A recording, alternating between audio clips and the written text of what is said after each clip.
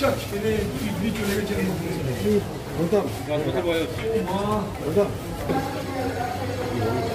এইটুকু ছেলে বাচ্চা ছেলে দেখে না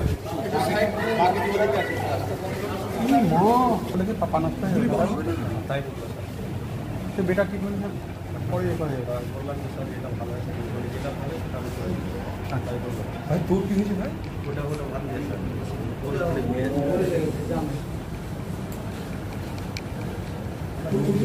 গুলি বানিয়েছে না স্যার ভালো হয়নি গুলি বানা হয়নি ডাক্তারবাবুরা বললো যে অটোমেটিক বেরিয়ে যাবে জিজ্ঞাসা করলাম আজকে সকালে এটা কি দেখিনি মারলে ওষুধ দেখেছিলাম ওষুধ গেছিলাম যে আমি আসলাম যে খার করে দেয় দিক থেকে এর মধ্যে যাচ্ছিল দেখেনি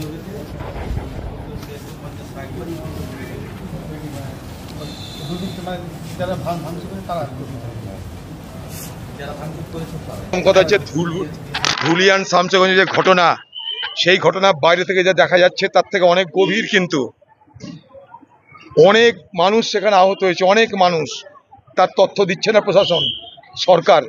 আমি আজকে হাসপাতালে এসেছিলাম অনেক খোঁজ পেয়ে, সেখানে দেখলাম 3টে গুলি খাওয়া শামসেরগঞ্জে ঘটনা, 3 জন গুলিতে গুলি খাওয়া 3টে রুগীকে দেখলাম। একজনের 11 থেকে 12 বছর বয়স, বাচ্চা ছেলে, তার ডান দিকের কিডনিটা বাদ হয়ে গেছে অলরেডি, তাকে দেখা যাচ্ছে না, সেটা বসতে পারছে না, শুতে পারছে না, দাঁড়াতে পারছে, শুধু কাঁদছে।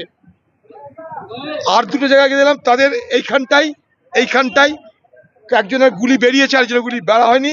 ডাক্তাররা বলছে গুলি বাড়াতে সময় লাগবে। অল্প বয়সী ছেলে, তার মধ্যে একটা ছেলে আবার বলছে আমি মায়ের ওষুধ আনতে গেছিলাম দোকানে, মায়ের ওষুধ আনতে গেছিলাম, মা অসুস্থ, তার মায়ের জন্য ওষুধের দরকার, দোকান থেকে ওষুধ আনতে গেছিলাম, গুলি বলছে পিছন দিকে গুলি চললো। বিএসএফ এর ড্রেস পরা, সত্যি না মিথ্যা কেউ জানে না। 3 জনকে দেখলাম যারা হাসপাতালে চিকিৎসাধীন। আমি আজকে সকালেই বলেছি আপনাদের যে বহরমপুর হাসপাতালে আছে, কেউ কলকাতার হাসপাতালে, কেউ নার্সিংহোমে, প্রশাসন কিচ্ছু বলছে না। অনেক বেশি মানুষ গুলিতে আহত হয়েছে, জখম হয়েছে, তারা মৃত্যুর সঙ্গে পাঞ্জা লড়ছে।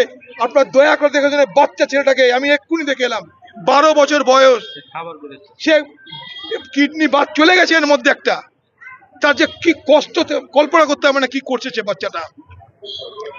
এখন নানা রকমের লোক নানা রকম ড্রেসে এসে বলছে আমরা পুলিশের লোক, কি হয়েছে বলো।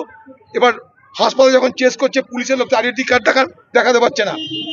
গোটা বিষয়টাকে ধামাচাপা দেওয়ার জন্য প্রশাসন কিন্তু নানা ফন্দি করছে। আমরা চাই সত্য উদ্ঘাটিত হোক, সত্য উদ্ঘাটিত, মানুষগুলোকে বাঁচান, যারা এখনো বেঁচে আছে থেকে বাঁচান আপনারা। এই যে আমি নিজে দেখে এলাম নিজের চোখে, সকালে আপনাকে যে অভিযোগ করেছি সে অভিযোগ হাতে কলমে দেখিয়ে দিলাম। এরকম অনেক মানুষ আহত হয়েছে, গুলি খেয়ে পড়ে আছে, তার কোনো হিসাব দিচ্ছে না সরকার না প্রশাসন, ধামাচাপা দেওয়ার চেষ্টা চলছে এই ঘটনাকে। এটা কি অন্যায় হচ্ছে, আমরা মানব না এগুলো। আমি এখান থেকে আজ থেকে আমাদের হাসপাতালের লোক আমি ডেপুট করে গেলাম, আমরা আরো এই তদন্তের গভীর তদন্তের জন্য আরো বেশি করে দাবি করতে থাকবো। দরকার আমরাও করতে যাব এই জেলার পক্ষ থেকে, আমরা ছেড়ে কথা বলবো না।